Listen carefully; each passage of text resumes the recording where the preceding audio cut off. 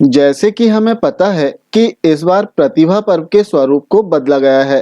प्रतिभा पर्व जो कि छात्रों का अर्धवार्षिक मूल्यांकन होता है और इस बार अर्धवार्षिक मूल्यांकन में छात्रों से जो प्रश्न पूछे जाएंगे वो लर्निंग आउटकम्स आधारित जो लर्निंग गैप की वर्कबुक और सामग्री प्राप्त हुई है इससे पूछे जाएंगे। साथ ही इसमें जो प्रश्नों का स्वरूप है इसे भी परिवर्तित किया गया है। जैसे आदेश में हमने देखा था कि इसमें 3 प्रकार के प्रश्न पूछे जाएंगे, जिसमें बहुविकल्पी जो कि 8 प्रश्न रहेंगे और प्रत्येक क्वेश्चन 1 अंक का रहेगा। इसके अतिरिक्त लघु उत्तरी और दीर्घ उत्तरी प्रश्न भी इसमें पूछे जाएंगे। तो इस आधार पर जो खंड अ रहेगा जो कि शैक्षिक मूल्यांकन है छात्रों का, वो 30 अंक का रहेगा। तो आइए देखते हैं कि इस बार प्रतिभा पर्व में किस प्रकार का क्वेश्चन पेपर आएगा। एक क्वेश्चन पेपर यहाँ पर दिया गया है जो कि हमारे साथी शिक्षक श्री विजय शर्मा माध्यमिक शिक्षक हैं, शासकीय बालक माध्यमिक शाला सिंगुड़ी में, इन्होंने तैयार किया है। और जो मॉडल पेपर तैयार किया गया है वो शासन के निर्देशानुसार इसमें तैयार किया गया है। जैसे निर्देश दिए गए थे कि बहुविकल्पी 8 प्रश्न पूछे जाएंगे और प्रत्येक क्वेश्चन 1 अंक का रहेगा। आप जो मॉडल पेपर देख रहे हैं वो कक्षा 8वीं गणित विषय का है। अब कक्षा 8वीं या किसी भी कक्षा के मूल्यांकन की बात करें तो इसमें समय 2 घंटे 30 मिनट का रहेगा और इसमें जो प्रश्नों की संख्या है वो 16 रहेगी जो कि शैक्षिक मूल्यांकन खंड अ में रहेगी। अब इसमें जैसे निर्देश दिए गए थे कि सबसे पहले जो बहुविकल्पी प्रश्न है इनकी संख्या 8 रहेगी।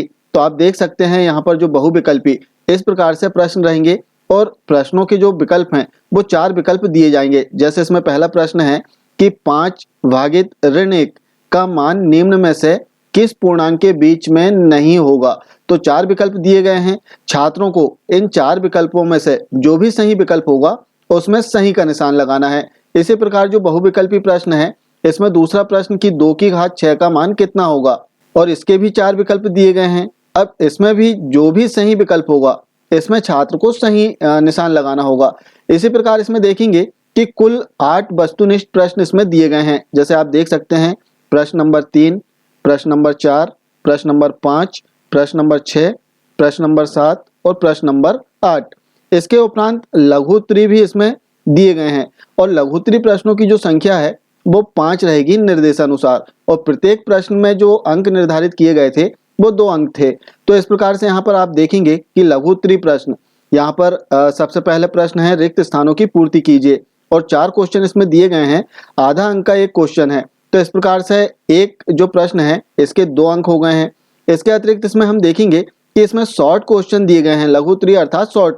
तो इसमें जो सेकंड क्वेश्चन है कि 3x + 11 और 7x - 5 को जोड़िए। अब यहाँ पर इसे जोड़ना है। अच्छा, इस बार जो प्रतिभा पर्व का जो क्वेश्चन आएगा इसमें ही छात्रों को सॉल्व करने का जो क्वेश्चन रहेगा इसे सॉल्व करने का स्थान दिया रहेगा और इसमें जो लघु उत्तरी प्रश्न है इनकी संख्या 5 रहेगी। जैसे इसमें अगला क्वेश्चन है कि किसी वर्ग की एक भुजा 5 सेंटीमीटर की है, वर्ग का क्षेत्रफल ज्ञात कीजिए और सवाल को हल करने का यहाँ पर स्थान दिया गया है। तो छात्र को इसी जो वर्कशीट प्राप्त होगी इसमें ही छात्र को अपना सॉल्व करना रहेगा। अगला क्वेश्चन भी इसमें दिया गया है।